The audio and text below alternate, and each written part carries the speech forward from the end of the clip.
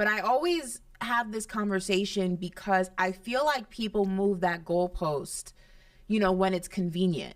Because you can't in one conversation bash a LeBron or bash a Kevin Durant for moving from situation to situation that is conducive for him, or for them rather, to win championships, and call them ring chasers and try to discredit rings that they've won and say, oh, if it wasn't for KD going to the Warriors, that would have happened.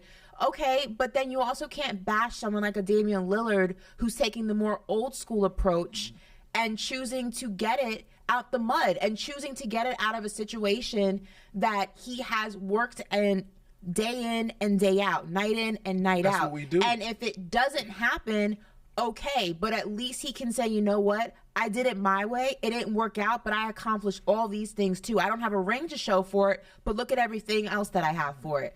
You can't go ahead and move that conversation, move the goalposts of that conversation when it's convenient. It's either you're anti-super teams and you want guys to go ahead and get it out the mud when it comes to these championships, or you don't have a problem with super teams and you understand that's just the business of the NBA, but you can't ride the fence and pick who's okay to do it and who's not okay to do it. Dame has said time and time again that for him, obviously he wants to win a championship. He gets up every single day, commits to the gym for hours, puts in the work. Every single game that you see him play, puts his body on the line year in and year out, not just for the fun of it, because he wants to win. Now, if that happens, it happens. But if it doesn't, you can't discredit the player and you can't discredit the work that he has done. And to continuously do that is unfair. Mm-hmm. So let me ask you this question. If he actually wins a championship, Ashley, where does he sit in history? He will go down as one. I mean, he's already, the top 75? Right. So I just think that he'll be in the conversation of he'll always be in a conversation because of the way he did it, the way he went about it. Definitely. It's counterculture right now. Everybody is chasing a super team. Everybody is chasing win now. And he's saying, no, I'm going to sit right here and I'm going to get it done this way, the old school way. when you go against the grain, man, you're able to trailblaze, and if you actually hit and you break through, legendary. Listen, I know that they get on his head, on Inside the NBA, and it's a running joke constantly. Yeah. Charles Barkley never won a ring. He's gotten close, but he never won a ring. Still.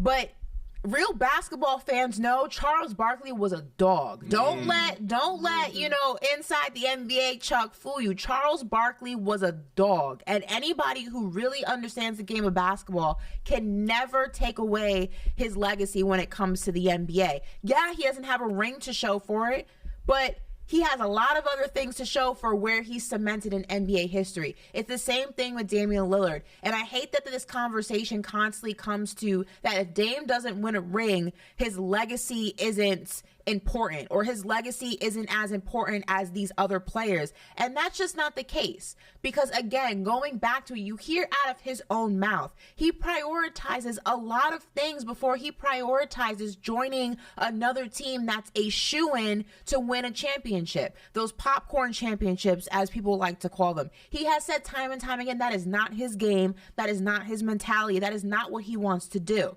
And there's nothing wrong with that. We have to stop equating rings to legacy. There's more to a legacy of a player than just how many rings they have on their finger. Now, yes, when you start talking about the greats and the GOATs, rings will always be in the conversation. That's why people say that Jordan will always be the GOAT compared to LeBron because he has more rings right now. Or Kobe has more rings. I mean, that will always be in the conversation. But it does not take away from what a player has contributed to the game. It does not take away from their accolades. It does not take away from their resume. And we have to stop riding the fence on this argument. If super teams are okay, then they're okay for everyone. If they're not okay, then stop making them okay for just certain people and not for other people. If the goal is to win championships in the NBA and that's the only thing that matters, then stop chastising guys who are chasing rings. Because if that's the only thing that cements someone's legacy in the NBA, which it's not, the only way to do that is to maneuver through the NBA and join teams that are conducive to win. Teams change. Players move around. A team that was a championship team one season, 3 seasons from now may not be one. If that is the goal, let that be the goal. But stop going ahead and moving that goalpost when it's convenient. That's all I have to say about that. Ashley,